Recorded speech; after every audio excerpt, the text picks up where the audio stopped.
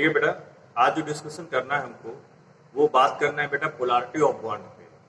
ठीक है, तो ये पोलर और नॉन पोलर क्या होता है इसके बारे में हमें डिस्कस करना है।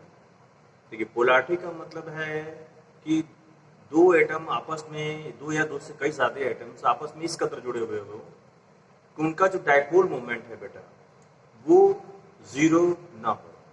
ठीक है, अभी डाइपोल मोमेंट के बारे में हम आगे डिस्कस करेंगे कि what is the meaning of dipole moment. ठीक है, उससे पहले हम लोग पोलैरिटी जान लें।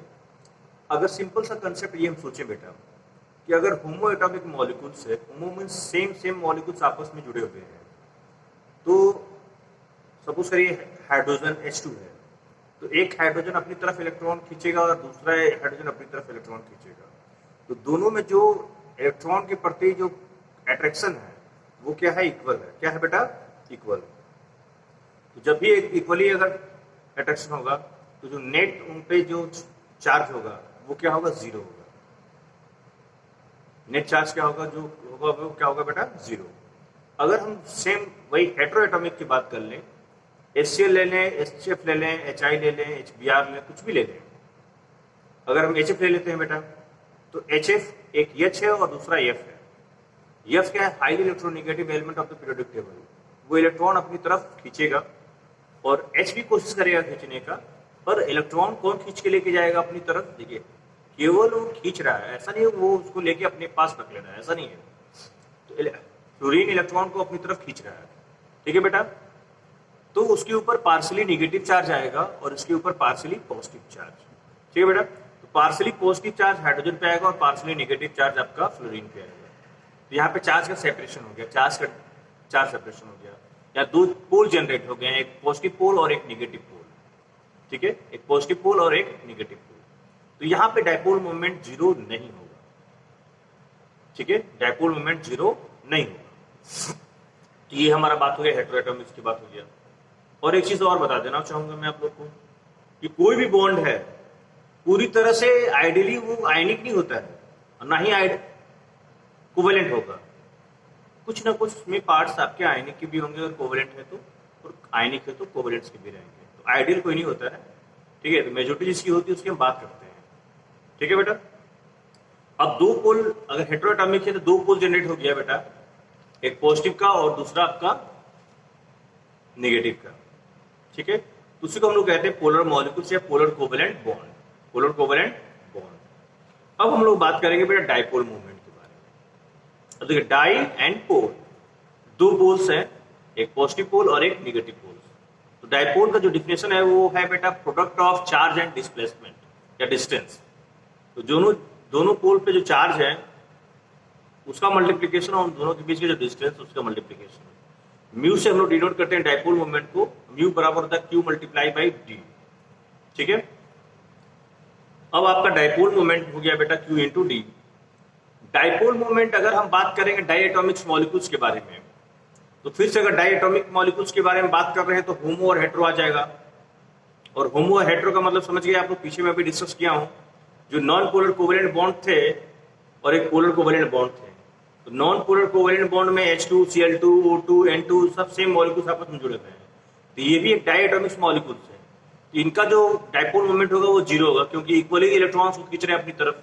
एक अगर लेफ्ट की तरफ खींच रहा है, दूसरा राइट की तरफ खींच रहा है, इक्वली खींच रहा है। तो जो वेक्टर सम होगा दोनों का वो क्या होगा, जीरो होगा। क्या होगा, जीरो। तो नेट डाइपोल मोमेंट क्या होगा, जीरो होगा। लेकिन वही अगर हेटेरोएटॉमिक्स मॉलिक्यूल्स रहेंगे HF या HCl या HBr वगैरह, तो वहां पे जीरो होने का चांस नहीं है, कभी भी पॉसिबल नहीं है। तो वहां पे dipole moment never equal to zero, dipole moment not equal to zero. ठीक है, सारे एग्जांपल मैंने आपको बोर्ड पे देख के दिखाया है। ठीक है, तो अगर हम सिंपल सा कंसेप्ट ले ले, HF, F अपनी तरफ खींच रहा है, H अपनी तरफ, लेकिन F की तरफ इलेक्ट्रॉन का जो खींचने का कैपेबिलिटी है, एबिलिटी है, वो क्या है, ज्यादा है। ठीक है, तो अगर हम कंपेयर करें HF, HCl, HBr, तो जैसे हम टॉप टू बॉटम आते हैं नॉन मेटल केस में, तो इलेक्ट्रोनेगेटिविटी क्या होती है, घटती है। तो अगर HF, HCl, HBr और HI में बात करें तो सबसे ज्यादा पोलर कौन होगा बेटा, HF, क्योंकि H तो सब में कॉमन है, H सब में कॉमन है। डिफरेंस किस में आ रहा है बेटा, फ्लोरीन पे, क्लोरीन में, ब्रोमीन में और आयोडीन में। तो फ्लोरीन सबसे ज्यादा इलेक्ट्रोनेगेटिव है, क्लोरीन, क्लोरीन से ज्यादा, क्लोरीन ब्रोमीन से ज्यादा है और ब्रोमीन आयोडीन से ज्यादा है, और H कॉमन हो गया, तो सबसे ज्यादा आपका डायपोल मोमेंट किसमें होगा? HF में। किसमें होगा बेटा? HF। ठीक, होमो में तो जीरो ही होगा। अब हम लोग आते हैं, बात करते हैं पॉलीएटॉमिक मॉलिक्यूल्स में। अब पॉलीएटॉमिक मॉलिक्यूल्स में जो है बेटा, वो डिपेंड करेगा शेप ऑफ मॉलिक्यूल्स पे, शेप ऑफ मॉलिक्यूल्स। और आगे हम लोग पढ़ेंगे शेप ऑफ मॉलिक्यूल्स के बारे में। मैं आपको हाइपरटेंशन शेप, ज्योमेट्री शेप जो भी है वो सारा कुछ बताऊंगा, एक टेक्निक से बताऊंगा, जिससे आप लोग को लर्न करने में आसानी रहेगा। ठीक है, अब मान लीजिए अगर हमको पता है कि ये कंपाउंड है, इसका शेप ऐसा है।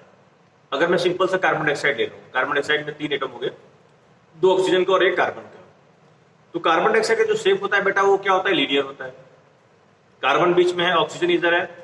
ऑक्सीजन जितना फोर्स से खींचेगा इलेक्ट्रॉन को, उतना ही इस साइड भी ऑक्सीजन खींचेगा, और दोनों ही एटम ऑक्सीजन के हैं। तो जो वेक्टर सम होगा वो क्या होगा? जीरो होगा, क्योंकि दोनों का जो डायरेक्शन है वो क्या है? अपोजिट है। तो नेट डायपोल मोमेंट क्या हो जाएगा in case of the carbon dioxide? Zero. वैसे अगर BeCl2 ले लें, वो भी लीनियर है, तो दोनों तरफ Cl लगा हुआ है बेटा, Cl अपनी तरफ खींचेगा और ये Cl अपनी तरफ खींचेगा, और दोनों का लीनियर है, दोनों लेफ्ट हैंड और राइट साइड में है, तो उसका भी क्या हो जाएगा? Zero. But in case of H2 की अगर हम बात कर रहे हैं बेटा, तो बीच में है ऑक्सीजन और नीचे आपका हाइड्रोजन V शेप में है, ऐसे है। तो ये वाला ऑक्सीजन जो यहाँ पे है वो इस साइड खींचेगा, और ये वाले में ऑक्सीजन आपका इस साइड खींचेगा। ठीक है, तो दोनों आपका जो डायरेक्शन है ऐसे नीचे की तरफ आ रहा है। तो जो दोनों का ये हैंड, ये जो पाम है मेरा, इन दोनों का जो रिजल्टेंट का जो वेक्टर का सम आएगा वो इसके बीच में आएगा, वो इसके बीच में आ जाएगा। अब इसका जो नेट रिजल्टेंट आ जाएगा आपका इसके बीच में, इसके बीच में आ जाएगा। ये आपका नेट रिजल्टेंट हो गया। ठीक, तो इसमें डायपोल मोमेंट होगा, क्योंकि उसको ऊपर कैंसिल करने वाला कोई ऊपर नहीं है, ऊपर कैंसिल करने वाला कोई नहीं है, तो नेट डायपोल मोमेंट H2 में जीरो नहीं होगा। तो शेप पे डिपेंड करेगा बेटा। अब हम लोग आते हैं बेटा, डिस्कस कर लेते हैं importance of dipole moment. Importance of dipole moment, dipole moment का बहुत इंपॉर्टेंट है। पहला तो ये पोलर और नॉन पोलर को डिफरेंशिएट कर रहा है। अगर मॉलिक्यूल्स में डायपोल मोमेंट जीरो नहीं है तो वो बेटा पोलर है, अगर जीरो है तो वो नॉन पोलर है। पहला डिफरेंस, पहला इंपॉर्टेंस। दूसरा कह रहा है degree of polarity in the molecules. अगर कोई मॉलिक्यूल्स पोलर है तो कितना पोलर है, कितना पोलर है। जैसे HF, HCl, HBr, HI की बात किया मैंने, तो उसमें जितना ज्यादा इलेक्ट्रोनेगेटिव रहेगा उतना ज्यादा पोलैरिटी रहेगा, जितना ज्यादा इलेक्ट्रोनेगेटिविटी का डिफरेंस रहेगा उतना ज्यादा आपका क्या होगा बेटा? पोलैरिटी होगा। तो ये बात को आपको समझना होगा। ठीक है, डिग्री ऑफ पोलैरिटी का मतलब जितना ज्यादा इलेक्ट्रोनेगेटिविटी का डिफरेंस दोनों मॉलिक्यूल्स के बीच में, उतना ज्यादा आपका पोलैरिटी, उतना ज्यादा आपका डायपोल मोमेंट। ठीक है, तो अगर कोई भी 2 कंपाउंड्स, 3 कंपाउंड्स कोई भी दिया हुआ है, अगर डायपोल मोमेंट आपको वैल्यू दी हुई है डायपोल मोमेंट का 1.5, 1.67, 1.78, जो भी वैल्यू दी हुई है, तो उससे हम ये बता सकते हैं कि पोलर कौन है, इसकी पोलैरिटी ज्यादा है। तीसरा है बेटा shape of molecules. Dipole moment shape of molecules को डिसाइड कर रहा है। चौथा बात आयनिक कैरेक्टर के बारे में। अगर मॉलिक्यूल्स जितना ज्यादा पोलर है वो उतना ज्यादा आयनिक है, या जिसका ज्यादा डायपोल मोमेंट होगा वो उतना ज्यादा आयनिक होगा। ठीक है, इलेक्ट्रोनेगेटिविटी का डिफरेंस ज्यादा है। पांचवा आपका है बेटा डिफरेंशिएट करेगा सिस और ट्रांस में। सिस और ट्रांस एक आइसोमर है, ज्योमेट्रिकल आइसोमरिज्म में। ज्योमेट्रिकल आइसोमर के 2 टाइप्स होते हैं, सिस और ट्रांस। जब कार्बन कार्बन डबल बॉन्ड के अपोजिट साइड में, कार्बन कार्बन डबल बॉन्ड के अपोजिट साइड, जैसे ये कार्बन कार्बन डबल बॉन्ड है मान लीजिए, इसके अपोजिट साइड में यहाँ पे और यहाँ पे, ये पॉइंट और ये पॉइंट। ठीक, जैसे मान लो मैं बात करूं, ये बीच में डबल बॉन्ड हो और ये पॉइंट और ये पॉइंट।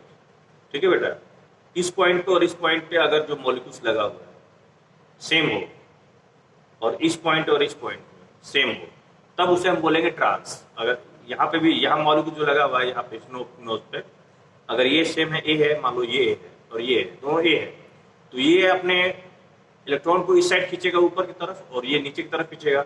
जो नेट आएगा वो क्या होगा? जीरो होगा। वैसे ही इस साइड में रहेगा तो नेट जो आएगा वो क्या होगा? जीरो होगा। ठीक है बेटा, बोर्ड पे मैंने आपको समझाया हुआ था। ठीक, सेम सिस में क्या है, एडजेसेंट साइड पर रहेंगे तो कोई किसी को कैंसिल नहीं करेगा, तो डायपोल मोमेंट ट्रांस में क्या होगा? जीरो होगा। और 6 में क्या होगा 0 नहीं। ठीक, ये इंपॉर्टेंस हो गया। छठवां इंपॉर्टेंस ये है, अगर कोई बेंजीन रिंग है, बेंजीन रिंग के ऊपर कोई सब्सटेंस लगे हुए हैं, ऑर्थो है, पैरा है कि मेटा है, उसमें 3 क्वेश्चन होते हैं, ऑर्थो, पैरा और मेटा। 2 और 6 वाले आपका पैरा होते हैं, अगर कोई सब्सटेंस लगा वो डिसाइड करता है कि कौन ऑर्थो होता है कौन पैरा होता है। तो क्वेश्चन नंबर 2 और 6 आपका ऑर्थो होते हैं और 3 और 5 आपके मेटा होते हैं और 4 आपका पैरा क्वेश्चन होता है। तो 1 और 4 एक दूसरे के एकदम अपोजिट होते हैं, यहाँ पे 1 होता है तो यहाँ 4 होता है। तो ये ऊपर की तरफ खींच रहा है और ये नीचे की तरफ खींच रहा है, तो क्या होगा, नेट रिजल्टेंट जो वेक्टर का होगा वो क्या होगा 0 होगा। तो इन केस ऑफ पैरा क्या हो जाएगा 0 dipole moment, but in case of ortho and Meta dipole moment is not 0, but in case of ortho dipole moment is more than the Meta. तो आपको याद रखना है OMP, ऑर्थो मेटा पैरा, सबसे ज्यादा आपका होगा ऑर्थो का, उसके बाद आपका मेटा का, उसके बाद आपका पैरा का। तो ये क्लियर कॉन्सेप्ट है आपका बेटा किसका, इंपॉर्टेंस ऑफ डायपोल मोमेंट। अब कुछ हमारे पास बेटा पोलराइजेशन के है कि पोलराइजेशन क्या होता है। तो ये पोलराइजेशन कुछ नहीं है, पोलराइजेशन क्या है, destruction of electron cloud by the positive ions. Positive ion के द्वारा जो इलेक्ट्रॉन्स की क्लाउड है वो डिस्टॉर्ट हो जाए, उसी को हम कहते हैं पोलराइजेशन। अब पोलराइजेशन जिसका ज्यादा होगा वो उतना ज्यादा कोवेलेंट होगा, और पोलराइजेशन जिसका जितना कम होगा वो उतना कम कोवेलेंट होगा। उस पर वो डिपेंड करता है साइज ऑफ कैटायन और साइज ऑफ एनायन पे। अगर मॉलिक्यूल्स का साइज, या मॉलिक्यूल छोड़े, कैटायन और एनायन पे हम बात कर रहे हैं, तो अगर कैटायन का हमारा जो साइज है, ठीक है बेटा, तो अगर छोटा होगा तो फेवर करेगा कोवेलेंट को, लार्जर होगा एनायन का साइज तो फेवर करेगा कोवेलेंट को। ठीक है, तो ये कंसेप्ट आप ध्यान रखने वाली बात है कि साइज ऑफ एनायन और size of cation, smaller the size of cation and larger the size of anion favor the formation of covalent character, या increase the polarity। तो पोलराइजिंग पावर ज्यादा, कोवेलेंट कैरेक्टर ज्यादा, ध्यान रखना है, पोलराइजिंग पावर ज्यादा, covalent character ज्यादा, size of cations small and size of anion large. ठीक है, ये है वो का फाजान रूल है, और उसमें भी है कि high charge on cation and anion also favour the formation of covalent character. ठीक है, अब नेक्स्ट क्लास में हम लोग डिस्कस करेंगे बेटा ज्योमेट्री शेप वगैरह के बारे में, कि कोई कंपाउंड है तो उसके अंदर वैलेंस इलेक्ट्रॉन निकालने आप लोग को आ गया है, तो अलग अलग वैलेंस इलेक्ट्रॉन हम निकालना आपको बताएंगे। वैलेंस इलेक्ट्रॉन निकालने के बाद कैसे हम हाइब्रिडाइजेशन बताते हैं, और कैसे हाइब्रिडाइजेशन निकालने के बाद कैसे हम शेप बताएंगे, उसका हर एक टेक्निक में बताऊंगा आपको। ठीक है, तो आप थोड़ा बहुत उसको पढ़ के आप लोग आएंगे, पढ़े रहेंगे तो आपको ज़्यादा बेटर समझ में आएगा। तो नेक्स्ट क्लास के लिए आप लोग रेडी रहिएगा, उसको अच्छे से पढ़ के आएंगे। ठीक है बेटा, ओके।